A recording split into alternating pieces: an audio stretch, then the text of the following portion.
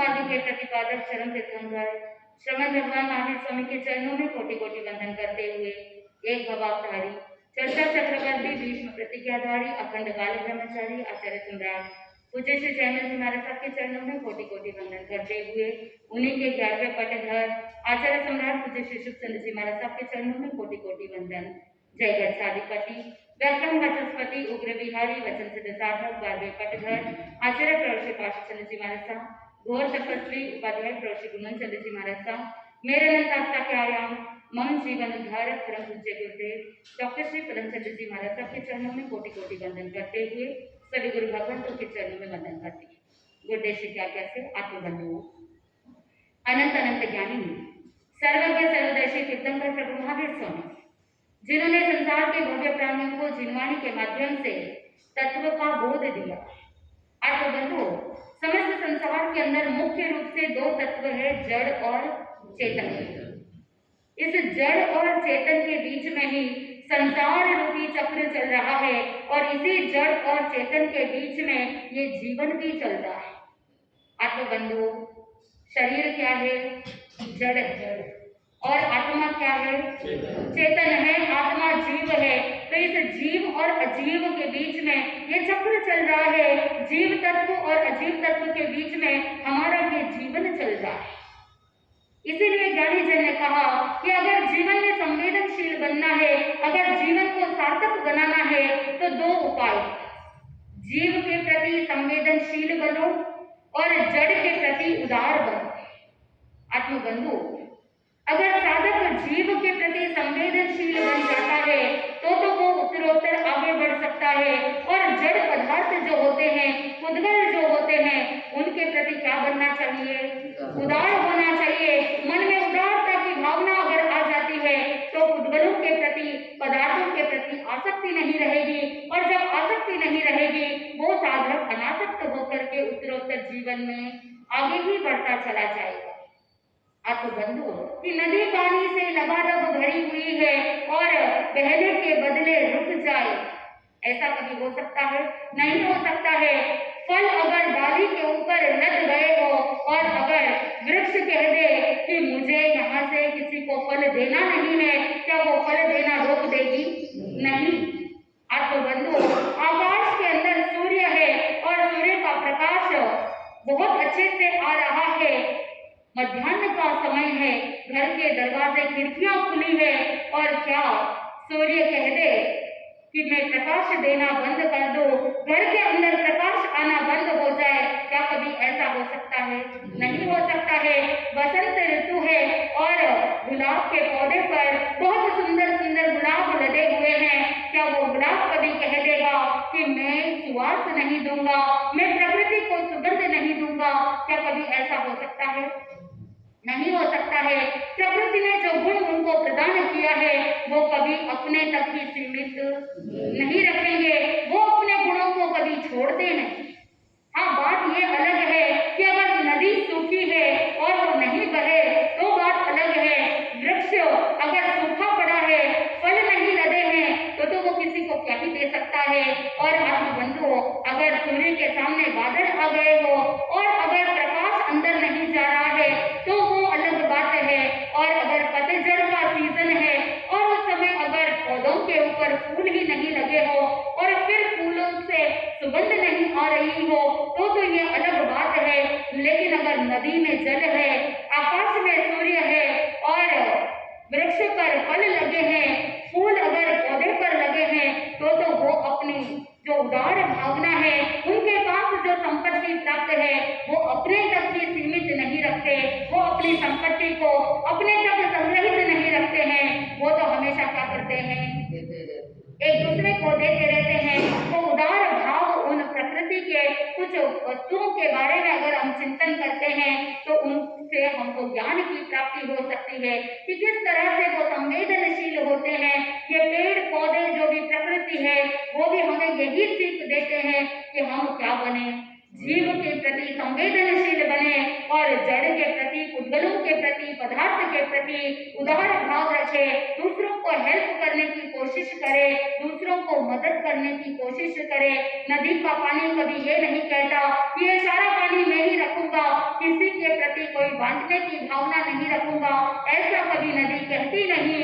ठीक उसी प्रकार आत्मबंधुओं, जैसे दरवाजे खिड़कियां बंद है, लेकिन एक छोटा सा छिद्र, एक छोटा सा होल अगर हो जाए तो भी अंदर प्रकाश आ ही सकता है। ठीक उसी प्रकार छोटे से छोटा अवसर अगर आपको प्राप्त हो रहा है, मौके को देख करके आप क्या करो, अपनी उदार भावना को आगे बढ़ाओ, संवेदनशीलता को आगे बढ़ाओ और एक दूसरे की मदद करने का प्रयास करो। ये संवेदनशीलता कब आती है साधक के अंदर, कि जब भीतर से हृदय के अंदर प्राणी मात्र के प्रति करुणा की भावना हो और चिंतन बड़ा व्यापक हो, तभी व्यक्ति के अंदर ये करुणा की भावना, दया की भावना के कारण से संवेदनशीलता आती है, एक दूसरे को मदद करने की भावना आती है। आत्मबंधुओं, स्वयं को टंटोलिए कि आप कितने संवेदनशील हैं। किसी के दुख या सुख को देखकर आप कितना दुख और सुख का अनुभव करते हो, आपका हृदय कितना विशाल है, क्या वात्सल्यपूर्ण है, मन के अंदर जीव के प्रति करुणा की भावना, दया की भावना है या नहीं है, स्वयं को ही टंटोलना पड़ेगा। आत्मबंधुओं, पूर्व प्रवचनों के अंदर आप सुन रहे थे, भगवान महावीर स्वामी को एक रात्रि के अंदर अंदर 20 उपसर्ग देने वाला वो और कोई नहीं, वो अभरी गाढ़ विद्यार्थी संगम देव था और वो संगम देव उपसर्ग दे रहा है।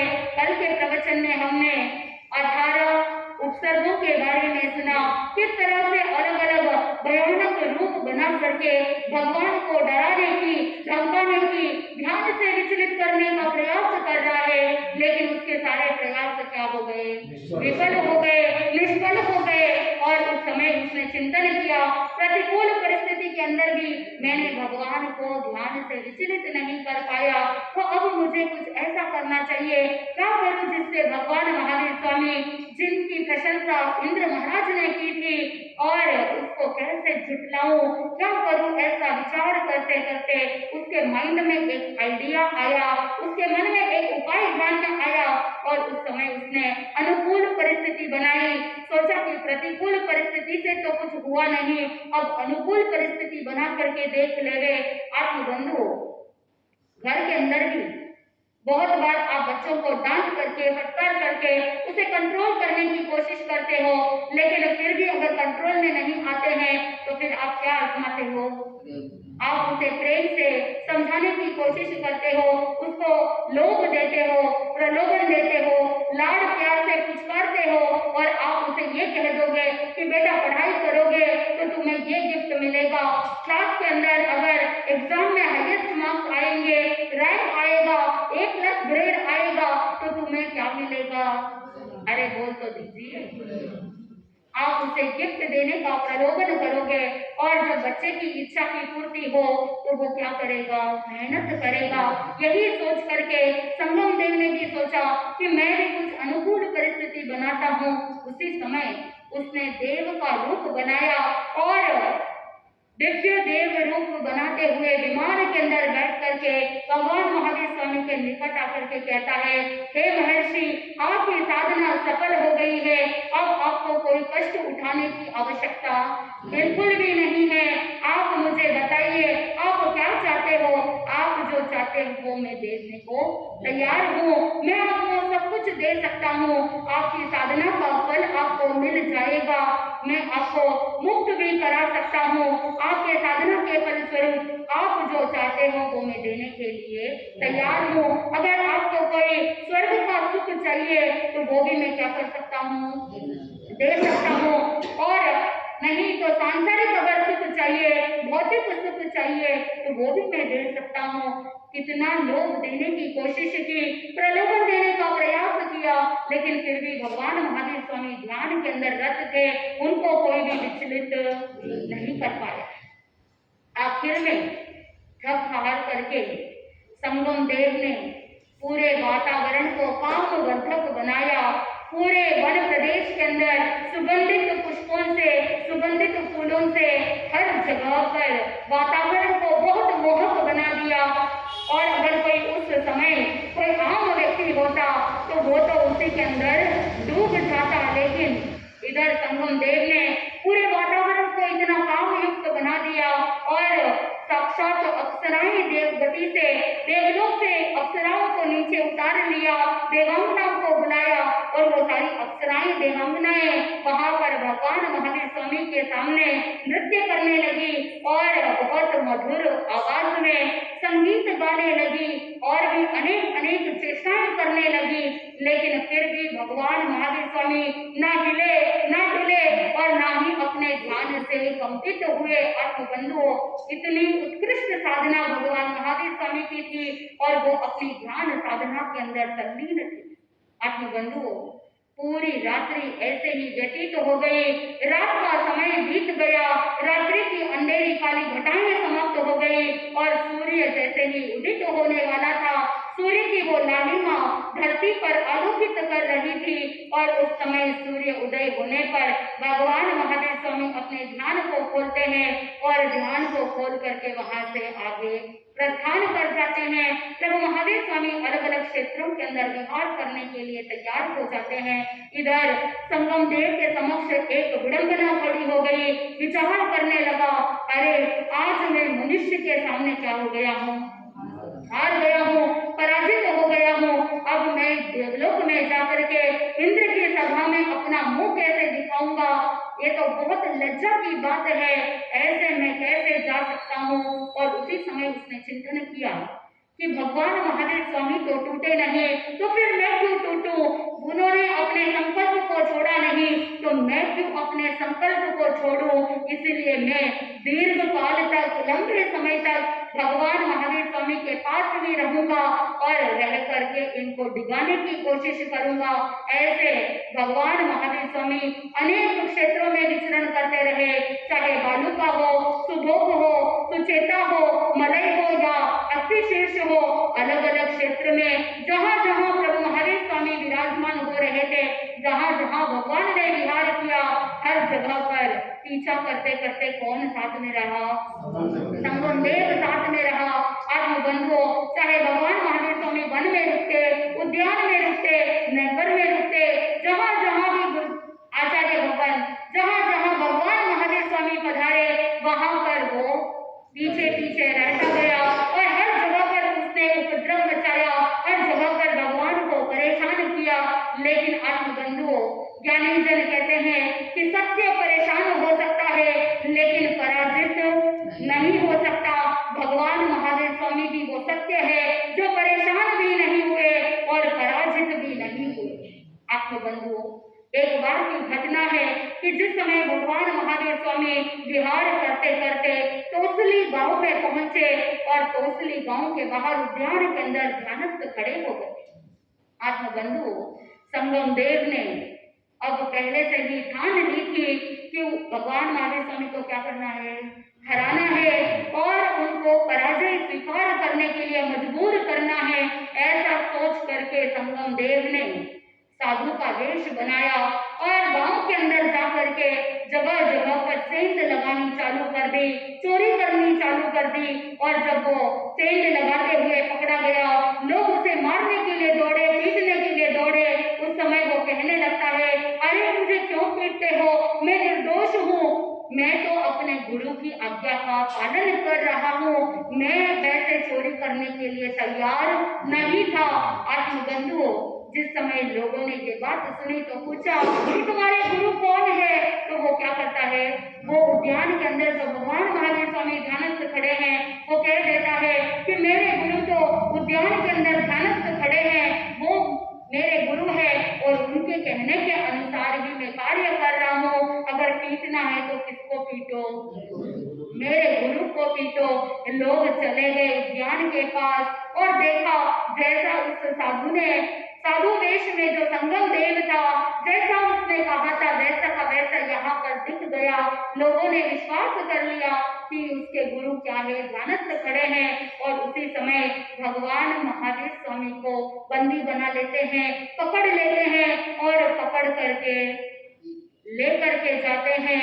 और जैसे ही लेकर के जाने वाले होते हैं, उसी समय महाभूतिल नाम का इंद्रजालिक वहां पर पहुंच जाता है और वो महाभूतिल सभी लोगों को कहता है उनको बंधनों से मुक्त करा देता है। आत्मबंधुओं, लोगों ने भगवान महावीर स्वामी को वंदन किया, क्षमा याचना की और इधर सोचा कि वो जो साधु के वेश में संगम देव था, उस साधु को खोजने की कोशिश की, लेकिन कहीं पर भी उसका अता पता नहीं था। वो तो उसके माया जाल के अंदर ही वहां पर अदृश्य हो गया।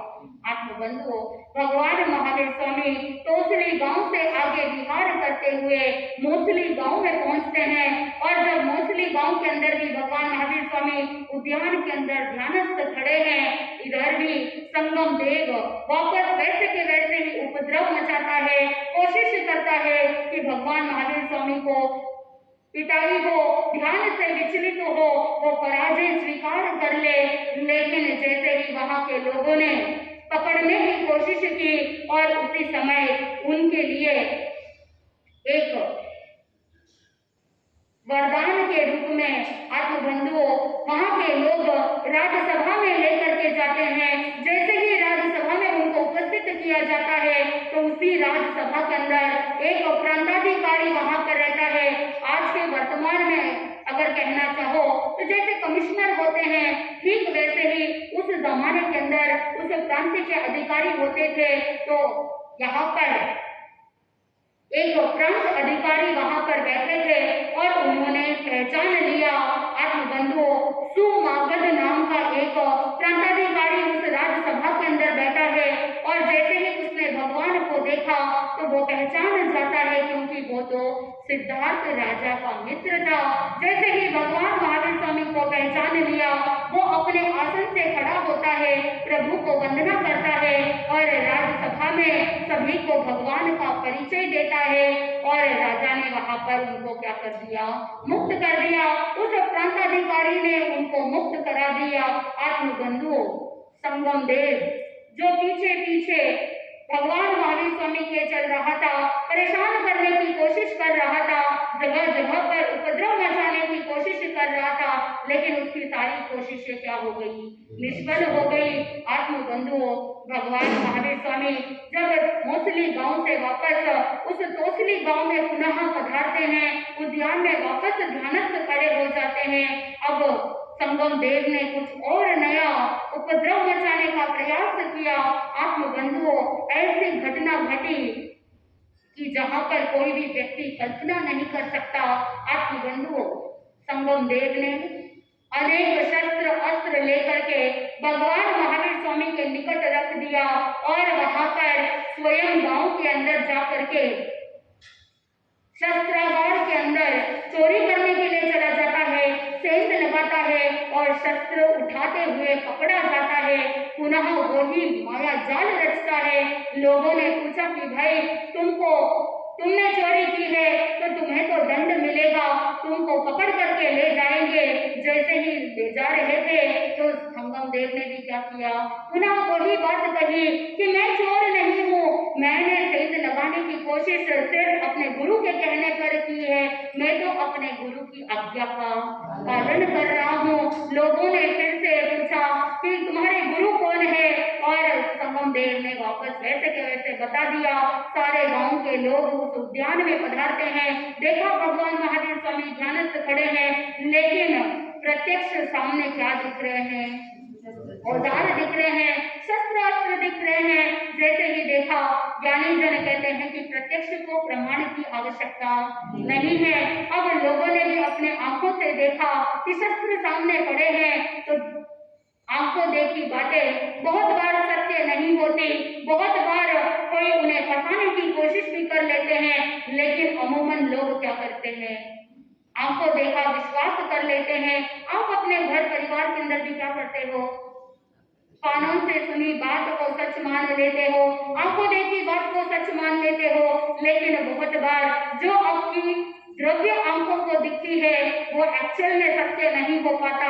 बहुत बार जो कानों में शब्द पढ़ते हैं उनकी अपेक्षाएं अलग होती है, तो पूर्ण सत्य कभी कभी होता नहीं है। इसीलिए ज्ञानी जी ने कहा कि जो आंखों से देखते हो, जो कानों से सुनते हो, या जो अपने इंद्रियों से विषयों को ग्रहण करते हो, उसके प्रति केवल सुन करके, देख करके, इंद्रियों के विषयों को ग्रहण करके अल्टीमेट स्टेटमेंट तक कभी भी पहुंचना नहीं चाहिए। सबसे पहले आपको एनालाइज करना चाहिए, अपनी प्रज्ञा बुद्धि से उस बात को समझने का प्रयास करना चाहिए, सत्य की खोज करते हुए सत्य तक पहुंचने का प्रयास करना चाहिए। तभी घर परिवार के अंदर सुख शांति बनी रह सकती है। आप बंधुओं, आंखों देखा उस सिचुएशन को लोगों ने सत्य मान लिया और भगवान महावीर स्वामी को पकड़ लिया। आत्म बंधुओं, चोर समझ करके भगवान महावीर स्वामी को बंदी बना दिया गया और गांव के लोगों ने, जो वहां के तोसिल क्षत्रिय था, उसके पास ले जा करके उनको सौंप देते। वो तोसिल क्षत्रिय वहां पर अधिकारियों को कहता है कि ये शस्त्रों को चोरी करने वाले बड़े अपराधी है, इसीलिए इन्हें क्या सजा सुनानी चाहिए, फांसी की सजा सुनानी चाहिए। और वो क्षत्रिय क्या करता है, भगवान महावीर स्वामी को फांसी की सजा सुना देता है। आत्म बंधुओं, जिन्होंने कोई अपराध नहीं किया, जिन्होंने कोई चोरी नहीं की, लेकिन फिर भी निरपराध होने के बावजूद उन्हें कौन सी सजा सुननी पड़ी, फांसी की सजा सुननी पड़ी। और आत्म बंधुओं, उन अधिकारियों ने भगवान महावीर स्वामी को वहां पर ले जा करके फांसी की सजा सुनाने के बाद फांसी पर लटकाने के लिए, फांसी का फंदा लगाने के लिए उन्हें ले जाते हैं। आत्म बंधुओं, जैसे ही तख्ते के ऊपर खड़ा किया और गर्दन पर फांसी का फंदा लगाया, आत्म बंधुओं, कर्म किसी को नहीं छोड़ते हैं। आत्म बंधुओं, सोचने की बात है कि जब भगवान महावीर स्वामी को भी वो कर्म नहीं छोड़े, तो आप और हम क्या कर सकते हैं। हमारे जीवन के अंदर अगर कोई कर्म उदय के अंदर आते हैं तो हम हताश हो जाते हैं, निराश हो जाते हैं और अपने श्रद्धा को डावाडोल कर देते हैं। लेकिन भगवान महावीर स्वामी अपने ध्यान साधना में इतने तल्लीन थे कि चाहे फांसी की सजा सुना दे, चाहे फांसी का फंदा अपने गर्दन पर लटक जाए, लेकिन फिर भी वो रंज मात्र भी आवेश में नहीं आए, रंज मात्र भी आक्रोश नहीं, रोष नहीं, कषाय भी नहीं। ऐसे कर्मों पर विजय प्राप्त करने के लिए प्रभु महावीर स्वामी निरंतर तत्पर बने रहे। आत्म बंधुओं, भगवान महावीर स्वामी को गले में फांसी का फंदा लगा हुआ है और जैसे ही तख्ते को चलाया और उसी समय जैसे ही वो तख्ता हटा, फांसी का फंदा टूट गया। आत्म बंधुओं, सभी अधिकारी हैरान हो गए कि फांसी का फंदा आखिर टूटा कैसे। तो पुनः तख्ते पर खड़ा किया गया, पुनः फांसी का फंदा लगाया गया, लेकिन वापस क्या हो गया, फांसी का फंदा टूट गया। बार बार फांसी के फंदे को लगाया जा रहा है, बार बार तख्ते पर खड़ा किया जा रहा है, लेकिन बार बार वो फांसी का फंदा टूट रहा है। ऐसे एक बार नहीं, दो बार नहीं, आत्म बंधुओं, 7 बार फांसी के फंदे पर लगाया गया। अब भगवान महावीर स्वामी को 7 बार फांसी के फंदे पर लटकाने के बावजूद 7 बार वो फांसी का फंदा टूट गया। सभी अधिकारी आश्चर्य में पड़ गए, चकित रह गए, आखिर बात क्या है। तो जाकर के क्षत्रिय को सारी बात कह सुनाते हैं और उस क्षत्रिय ने सोचा कि शायद ये कोई बहुत बड़े महापुरुष होंगे। ऐसे महापुरुष होने का सोच करके भगवान महावीर स्वामी को मुक्त कर दिया। आत्म बंधुओं, भगवान महावीर स्वामी तोसली गांव से आगे विहार करते हैं। विहार करते करते सिद्धार्थपुर पहुंच जाते हैं। सिद्धार्थपुर पहुंचने के बाद भी ये संगम देव, जैसे शिकारी कुत्ते जो होते हैं वो कभी व्यक्ति के पीछा नहीं छोड़ता, ठीक उसी प्रकार संगम देव भी क्या कर रहा है, भगवान महावीर स्वामी का पीछा कर रहा है, भगवान महावीर स्वामी को नहीं छोड़ता। और इधर सिद्धार्थपुर में भी उसने क्या किया, ऐसे ही चोरी का झूठा आरोप लगाया और भगवान महावीर स्वामी को दंडित करने के लिए प्रयास किया। जब लोगों ने पकड़ करके उनको सजा देने के लिए आगे बढ़े, उसी समय उनके लिए वहां पर एक कौशिक नाम का घोड़े का व्यापारी था। उस घोड़े के व्यापारी ने भगवान महावीर स्वामी को पहचान लिया, भगवान महावीर स्वामी का परिचय देते हुए भगवान को बंधनों से मुक्त करा दिया। आत्म बंधुओं, ऐसे एक नहीं दो नहीं अनेक गांवों में जहां जहां भगवान महावीर स्वामी पधारते थे वहां पर संगम देव ने उपसर्गों की झड़ियां लगा दी। इधर भगवान महावीर स्वामी सिद्धार्थपुर से विहार करके वज्र गांव पहुंचते। आत्मबंधु, जब भगवान महावीर स्वामी वज्र गांव में पहुंचते हैं, 6 महीने व्यतीत हो गए। भगवान महावीर स्वामी 6 महीने तक तपस्या कर रहे थे, 6 मासी तक चल रहा था और आज 6 मास पूर्ण हो गए। वज्र गांव में जब पहुंचे भगवान महावीर स्वामी तो सोचा कि भिक्षा के लिए जाते हैं। भगवान महावीर स्वामी पालना करने के लिए भिक्षार्थ ग्राम के अंदर पधारे। आत्मबंधुओं, उस वज्र गांव के गोकुल में जब भगवान पधारते हैं, उस दिन कोई पर्व था, सभी लोग पर्व मना रहे थे, इसीलिए सभी के घरों में खीर बनी हुई थी। आत्मबंधुओं, भगवान महावीर स्वामी उस गोकुल के अंदर भिक्षा लेने के लिए जब पधारते हैं, जिस जिस घर में भगवान महावीर स्वामी पधारे, हर घर में उस संगम देव ने अपने वैखरीय शक्ति के द्वारा उस घर को अनेशनीय बना देता। जो सच्चे साधु होते हैं वो जब भिक्षार्थ जाते हैं, भिक्षाचर्या के लिए जाते हैं तो ऐष्णा समिति का पालन करते हैं।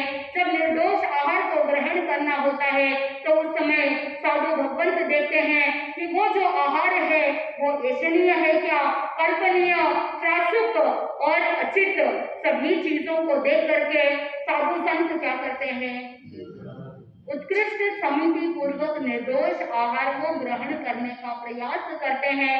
42 दोष डालकर आहार पानी लेते हैं और 47 दोष डाल करके आहार को भोगते हैं। तो इस तरह से जब भगवान महावीर स्वामी भिक्षाचर्या के लिए गए तो वो हर जगह पर संगम देव क्या कर देता, अनेशनीय कर देता, यानी दूषित कर देता। और जब असुष्ट हो जाता तो भगवान महावीर स्वामी वहां से पुनः लौट जाते। आत्मबंधुओं, हर घर में अनेशनीय हो रहा था, हर घर असुष्ट हो रहा था। उस समय भगवान महावीर स्वामी अपना उपयोग लगाते हैं और जैसे ही उपयोग लगाया, देखा तो पता चला कि वे किसकी करतूत है, संगम देव की करतूत है। वो अपना बदला लेने का प्रयास कर रहा है, वो अपना मनोगत भाव पूर्ण करने के लिए, प्रभु महावीर स्वामी को पराजित करने के लिए प्रयास कर रहा है। ऐसा जब भगवान महावीर स्वामी ने अपने उपयोग से देखा तो उस समय भगवान महावीर स्वामी वहां से वापस उद्यान में लौट जाते हैं, बिना भिक्षा लिए हुए ही। मन में यही चिंतन कि मेरे अंतराल कर्म उदय के अंदर, इसीलिए आज भिक्षा नहीं मिली। आत्मबंधुओं, भगवान महावीर स्वामी वापस उद्यान के अंदर ध्यानस्थ खड़े हो गए, प्रतिमा को धारण करके अपने ध्यान मग्न हो गए। आत्मबंधुओं, 6 महीने तक निरंतर संगम देव ने उपसर्ग दिए और निरंतर उपसर्ग का क्रम चलता रहा। ऐसे एक नहीं दो नहीं अनेक उपसर्ग देता रहा। अब आखिर में भगवान महावीर स्वामी तो हारे नहीं, लेकिन डेफिनेटली संगम देव का जो उम्मीद थी, संगम देव के मन में जो आशाएं थी, वो सारी आशाएं चूर चूर हो गई। अब वो हारने लगा, अब वो थकने लगा था। पहले तो सोचा था कि एक रात्रि में 20 उपसर्ग दिए, उस समय उसने यही चिंतन किया तो अभी तो सिर्फ एक रात्रि व्यतीत हुई है, अभी तो परीक्षा पूर्ण नहीं हुई, ये तो पहले दिन की परीक्षा है, ऐसे में लंबे समय तक परीक्षा लेता रहूंगा। ऐसा सोच करके ही उसने क्या किया था, 6 महीने तक निरंतर उपसर्ग देता रहा। लेकिन ज्ञानीजन कहते हैं कि एक एरण होती है और एक हथौड़ा होता है, जो चोट खाता है वो कभी थकता नहीं, लेकिन जो चोट मारने वाला होता है वो अवश्य ही थक जाता है।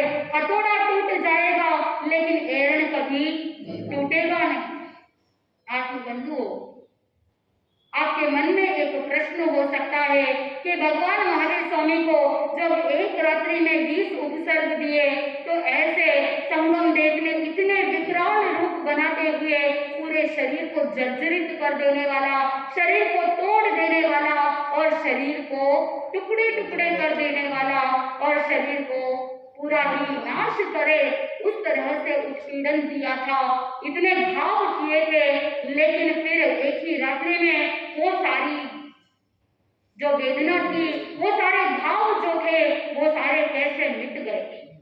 मन में प्रश्न हो सकता है। तो ज्ञानी जन कहते हैं कि तीर्थंकर प्रभु महावीर स्वामी जो तीर्थंकर होते हैं, उनका शरीर बहुत ही अधिक उत्कृष्ट शुभ पुद्गलों का बना हुआ होता है, और तीर्थंकरों के पास एक संरोहण शक्ति होती है, और उस संरोहण शक्ति के कारण से उनके शरीर के जो भाव होते हैं, उनके शरीर पर जो भी पीड़ाएं होती है, जो तकलीफें होती हैं, वो सारे के सारे शीघ्र ही दूर हो जाते हैं। जितने भी शरीर पर घाव हुए, जो भी नुकसान हुआ, जो भी शरीर के मांस टूट गए या छिद्र विद्र हो गया, वो सब क्या हो जाता है, शीघ्र घाव मिल जाते हैं, हीलिंग बहुत फास्ट हो जाती है। आत्मबंधुओं, जैसे आप देखते हो, एक बूढ़ा व्यक्ति है या एक कोई रोगी व्यक्ति है, रोगी या बूढ़ा व्यक्ति, उसको अगर शरीर में कोई घाव हो जाए तो उस घाव को, जख्म को मिलने में टाइम लगता है, ठीक होने में टाइम लगता है। आत्मबंधुओं, अगर कोई डायबिटीज पेशेंट हो और उसके पैरों में या शरीर में कहीं भी कोई घाव हो जाता है या पस हो जाता है, तो उस घाव को ठीक होने में बहुत लंबा टाइम लगता है। लेकिन वही अगर कोई स्वस्थ व्यक्ति होता है या कोई नौजवान होता है जिसके शरीर में रोग प्रतिरोधक क्षमता ज्यादा हो, तो उसका घाव, उसका जो जख्म है, वो शीघ्र क्या हो जाता है, ठीक हो जाता है। ठीक उसी प्रकार तीर्थंकर भगवंतों के शरीर के अंदर उनके पास एक ऐसी शक्ति होती है जिसके कारण से उनके शरीर पर जो भाव है वो शीघ्र ठीक हो जाते हैं। आत्मबंधुओं, तीर्थंकर भगवंतों के शरीर के पुद्गल इतने शुभ होते हैं, उनका शरीर जीवन के अंदर जीवन पर्यंत तक हमेशा यौवन अवस्था के अंदर ही रहता है, और उनका शरीर स्वर्ण के समान, कुंडल के समान हमेशा चमकता रहता है। चाहे कितने भी उपसर्ग आए, लेकिन उनके चेहरे की जो कांति है, उनके चेहरे की जो चमक है, उनके चेहरे का जो तेज है, वो कभी समाप्त नहीं होता। आत्मबंधु, ऐसे अतिशयुक्त तीर्थंकर भगवंत जो अनेक उपसर्गों को सहन करते हैं और वज्र के समान उनका शरीर होता है, और ऐसे वज्र के समान शरीर होने के कारण से उनके सारे घाव अति शीघ्र ही दूर हो जाते हैं। आत्मबंधु, संगम देव अब 6 महीने हो गए, हताश हो रहा है, निराश हो रहा है, उसका चेहरा लटक गया। अब क्या होने वाला है, मैं तो पराजित हो गया, अब मुझे हार स्वीकार करनी पड़ेगी। वास्तव के अंदर शक्रेंद्र महाराज जो सौधर्म सभा में प्रभु महावीर स्वामी की प्रशंसा कर रहे थे, वो सत्य है।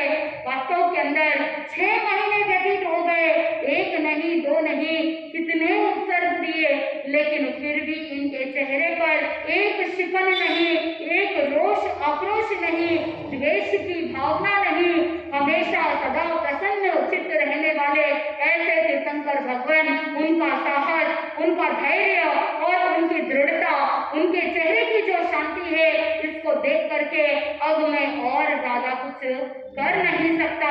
मेरे पास और कोई ऑप्शन नहीं, मेरे पास और कोई मार्ग नहीं, बस केवल एक ऑप्शन बचा है कि मैं अपनी हार स्वीकार कर लूं और प्रभु महावीर स्वामी के समक्ष माफी मांग करके, क्षमा याचना प्राप्त करके यहाँ से लौट जाऊं। ऐसा विचार करते हुए वो संगम देव क्षमा मांगने के लिए अपनी हार स्वीकार करता है और प्रभु महावीर स्वामी से कहने लगता है कि भगवान, मुझे माफ कर दीजिए, मुझे क्षमा कर दीजिए, मैं अज्ञानी अबोध, इसीलिए मैं आपको हराने चला था और आपके ध्यान को विचलित करने चला था, मुझे क्षमा कर दीजिए। हे प्रभु, आप पधारिए गांव के अंदर और भिक्षा ग्रहण कर लीजिए। मैं आपको आश्वासन देता हूँ कि अब मैं और कुछ बाधा उत्पन्न नहीं कराऊंगा, आप आराम से जाकर के अपने भिक्षा को ग्रहण कीजिए, भगवान पालना कर लीजिए। ऐसे वो विनती करता कि भगवान महावीर स्वामी का पालना कैसे होता है, क्या संगम देव को क्षमा प्राप्त हो जाएगी। भगवान महावीर स्वामी जो करुणा के सागर है, उनके जीवन के अंदर ऐसे अनेक उपसर्ग आए, बहुत लोगों ने, बहुत देवी देवताओं ने, दानव मानवों ने, सभी ने परेशान करने की कोशिश की, लेकिन फिर भी प्रभु महावीर स्वामी बिल्कुल भी अपनी साधना से विचलित नहीं हुए। लेकिन संगम देव के प्रति भगवान महावीर स्वामी के मन में करुणा की हिलोरे ले रहा है, करुणा की धारा बह रही है, और उसी करुणा की धारा के फलस्वरूप प्रभु महावीर स्वामी के आंखों से अश्रु की धारा गिरती है। अब आगे के प्रसंग के अंदर देखना यह है कि भगवान महावीर स्वामी की आंखों से आंसू चलके तो क्यों चलके, खुद के लिए चलके या दूसरों के लिए चलते हैं, ये हमको देखना है। और जब संगम देव प्रभु महावीर स्वामी से बोध को प्राप्त करके जब वो देवलोक में जाता है, तो क्या उसे वहां पर एंट्री मिलती है या उसे देवलोक से निष्कासित किया जाता है, उसे सस्पेंड किया जाता है, क्या करते हैं, संगम देव को महापापी क्यों घोषित किया जाता है, ये सारा प्रसंग जैसे जैसे हम सुनेंगे हमारे जीवन के अंदर भी बोध की प्राप्ति होगी कि जो करुणा के सागर, चाहे सामने वाला चोट कर रहा है उसके प्रति घृणा की भावना मत करो, पापी के प्रति घृणा की भावना मत करो, मन के अंदर यही चिंतन करो कि उसके कर्म बहुत तीव्र है, कि दूसरों को दुख देने में उसे बड़ा आनंद आ रहा है। लेकिन जो साधक संवेदनशील होता है, जिसके मन में उदारता की भावना होती है, वो प्राणी मात्र के प्रति करुणा की भावना रखते हुए उसे क्षमा का दान दे देता है। तो आप भी अपने जीवन में कभी कोई ऐसी विकट परिस्थिति आ जाए,